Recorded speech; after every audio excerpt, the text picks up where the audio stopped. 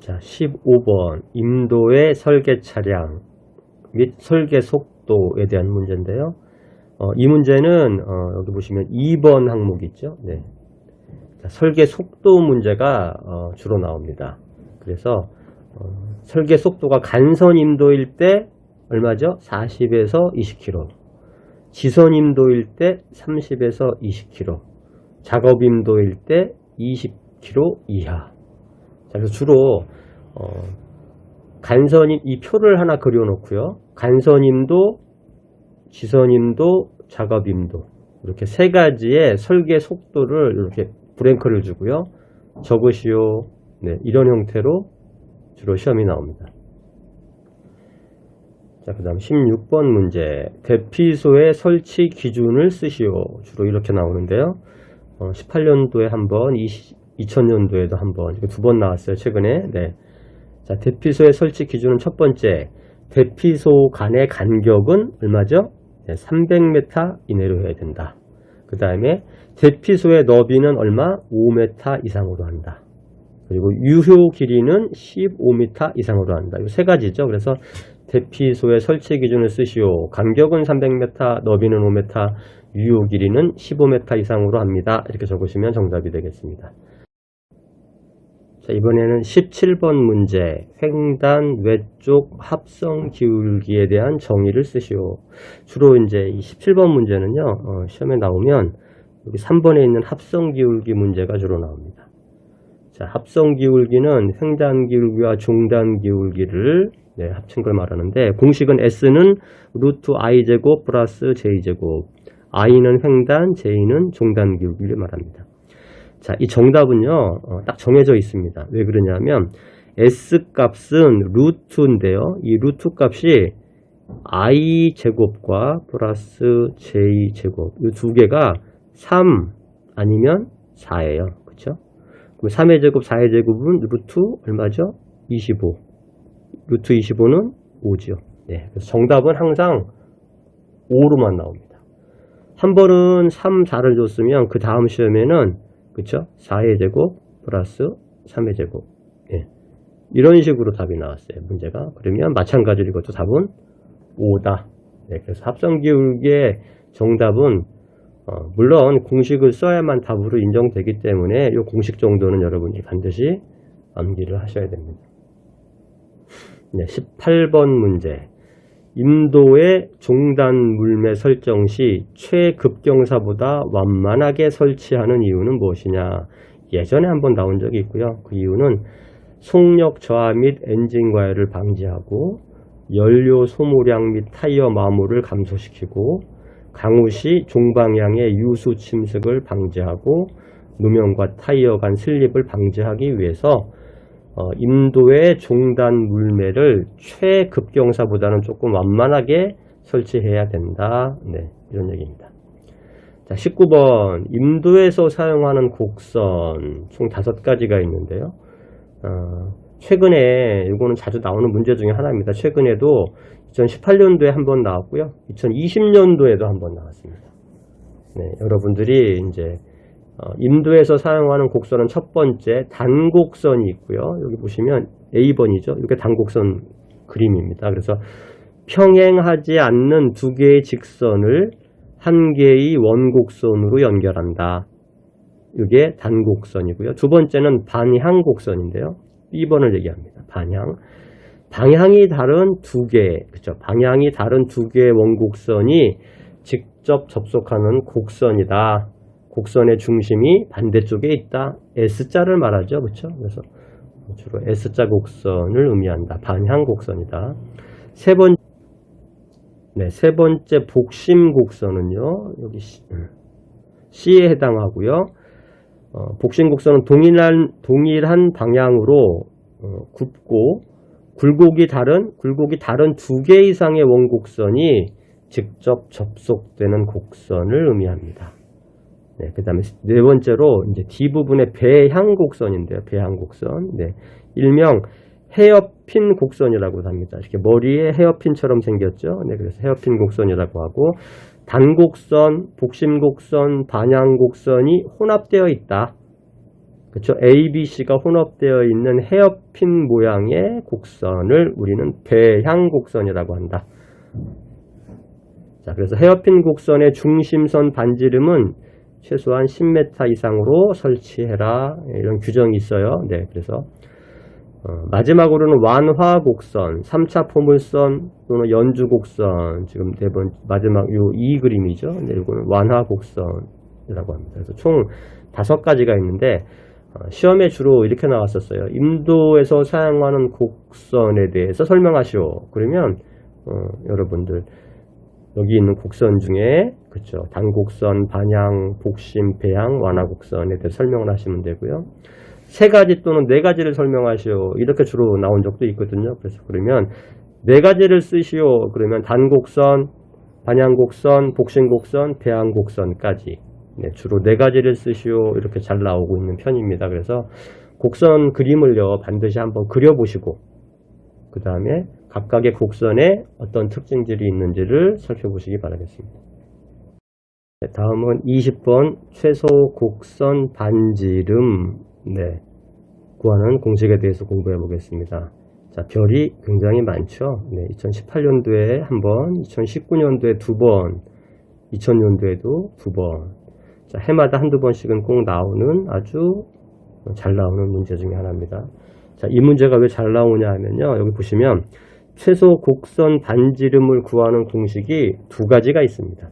첫 번째, R은 4B분의 L제곱. 자, 주어지는 인자는 먼저 반출할 목재의 길이 L이고요.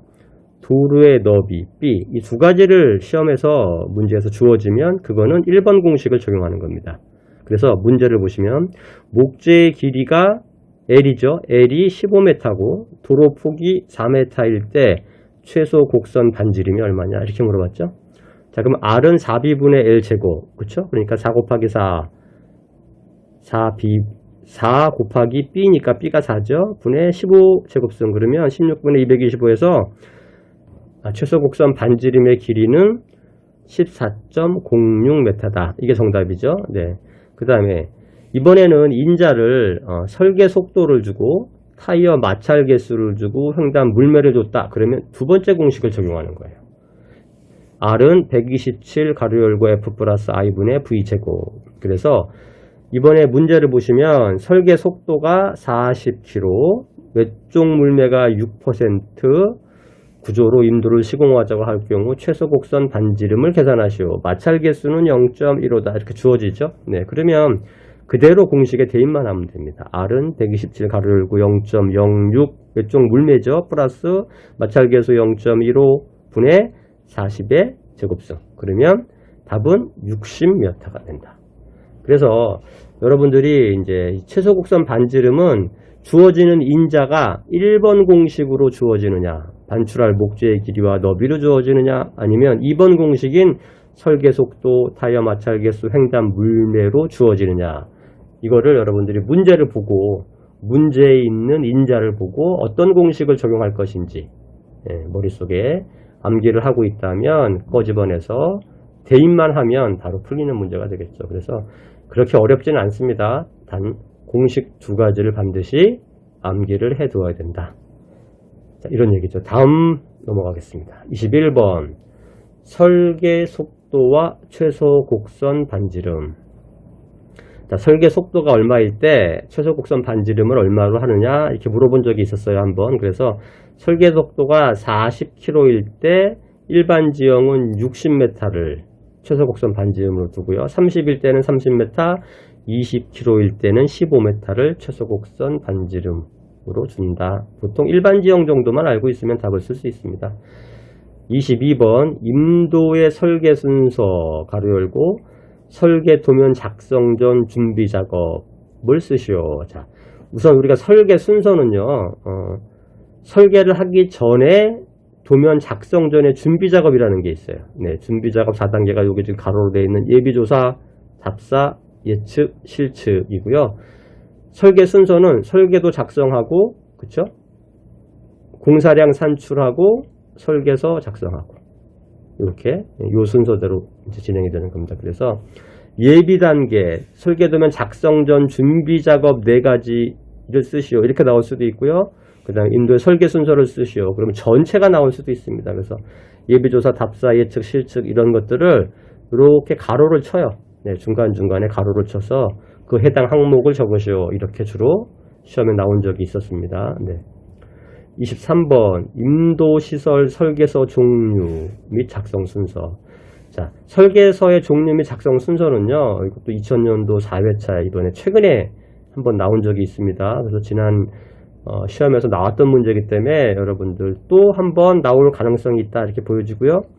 순서는 공사 설명서, 일반 시방서, 특수 시방서, 예정공정표, 예산내역서, 1위 대가표, 단가산출서. 이게 일명 이제 우리가 계약을 하면 계약에 첨부되는 서류, 그러니까 우리가 공사 계약을 해요. 네. 일반적으로 뭐 관공서나 민간이 계약할 수도 있지만 공사 계약을 하면 첨부 서류가 있어요. 네. 자, 쉽게 얘기하면 이거는 첨부 서류 항목이다 이렇게 생각하시면 됩니다. 공사 계약서 갑지가 붙고요. 뒤에 공사 설명서, 그 다음에 일반 시방서, 특수 시방서, 그 다음 그 뒤에 예정공정표, 예산내역서, 1위 대가표, 단가산출서 이런 순으로 공사계약서 뒤에 붙는 서류의 순서, 이거를 인도시설 설계서의 종류 또는 작성 순서로 시험 문제에 출제할 수 있다 이런 얘기입니다. 24번 0점 측량. 자, 0점 측량은요, 0점과 0선과 0면에 대해서 물어본 적이 있었습니다. 그래서 이 그림을 보시고 먼저 0점은 인도 노면과 시공면과 산지의 경사면이 만나는 지점. 그러니까 여기가 지금 경사면이죠. 그 다음에 여기가 노면이죠. 그러니까 만나는 지점 여기죠. 여기. 이 선이 뭐다? 여기가 바로 0점이다. 네. 그렇죠? 여기가 0점이 되는 거고요.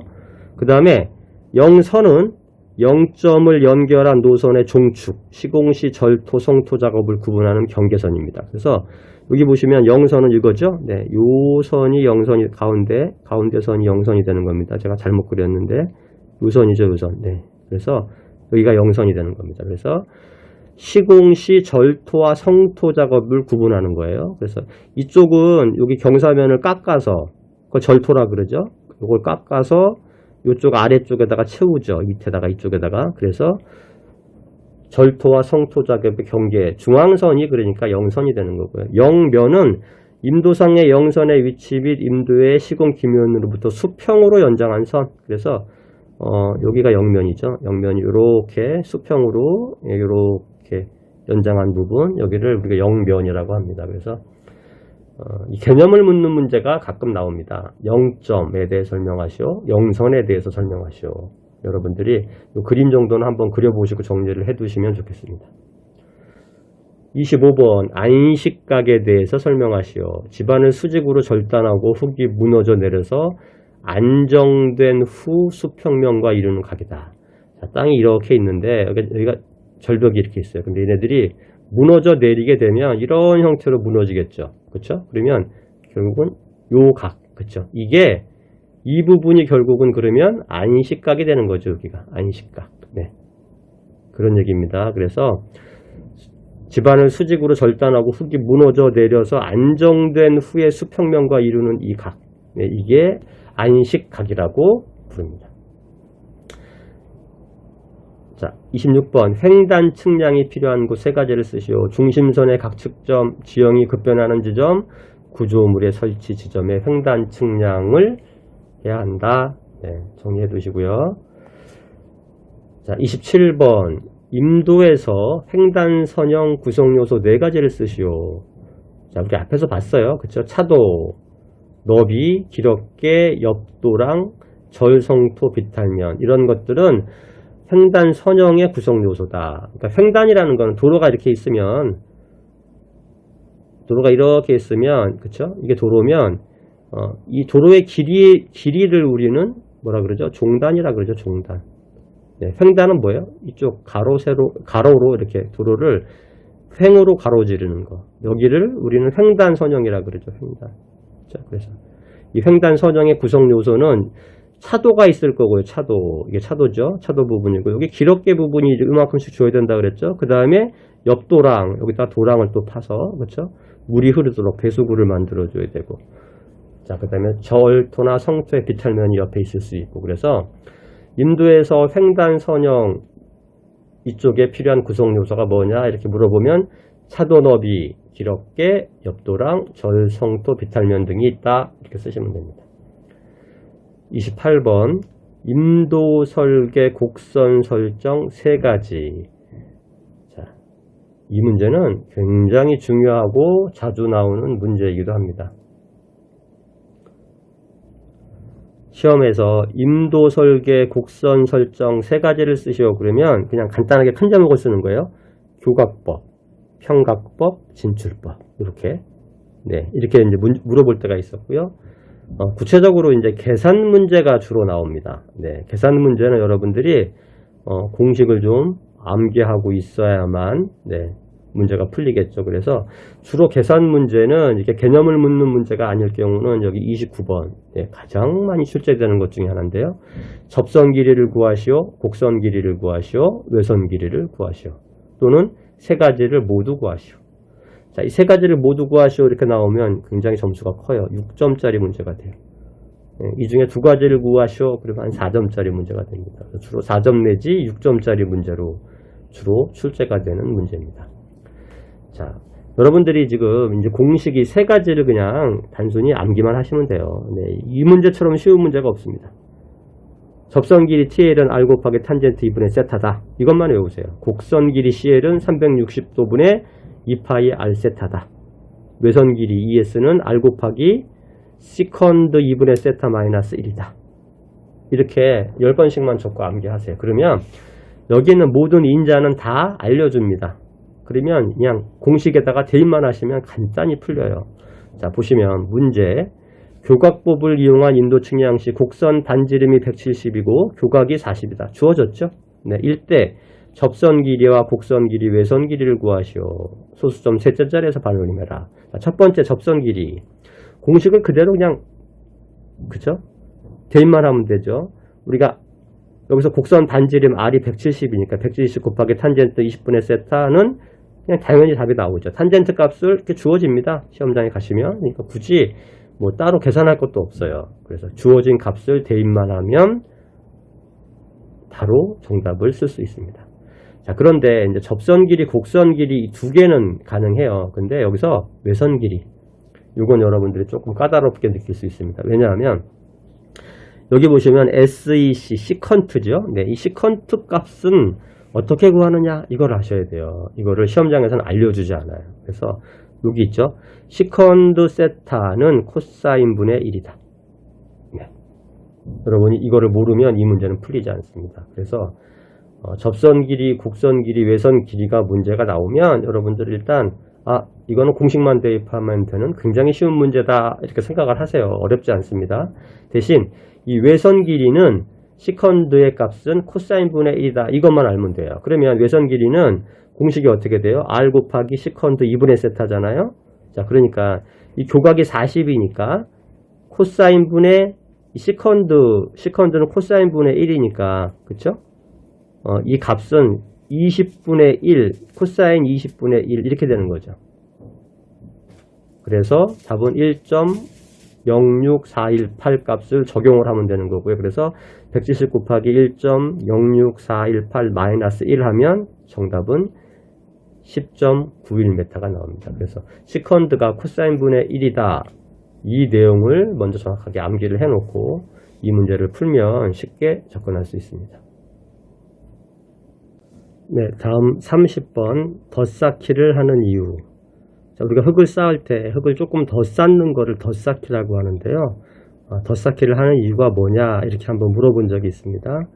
흙쌓기 공사 중 흙의 압축이나 공사 완료 후에 수축이나 지반이 침하에 대한 소정의 단면 유지를 위해서 계획 단면 이상으로, 그러니까 저희가 처음에 계획했던 단면 이상으로 높이와 물매를 더해서 쌓는 것을 덧쌓기라고 합니다. 그래서 흙은 우리가 계획했던 것보다 조금 더 쌓아야 안정적이다 이런 얘기고요. 흑사키를 할 때 더 쌓는 양은 약 5에서 10% 정도 더 쌓는다. 네, 이렇게 하시면 좋겠네요. 자, 31번 임업토목공사에서 기계화 시공의 장단점. 자, 임업토목공사에서 기계화를 하면 어떤 장점이 있고 어떤 단점이 있는지 이걸 물어보는 거죠. 먼저 장점으로는 규모가 큰 공사를 효율적으로 시공해서 공사 기간을 단축한다.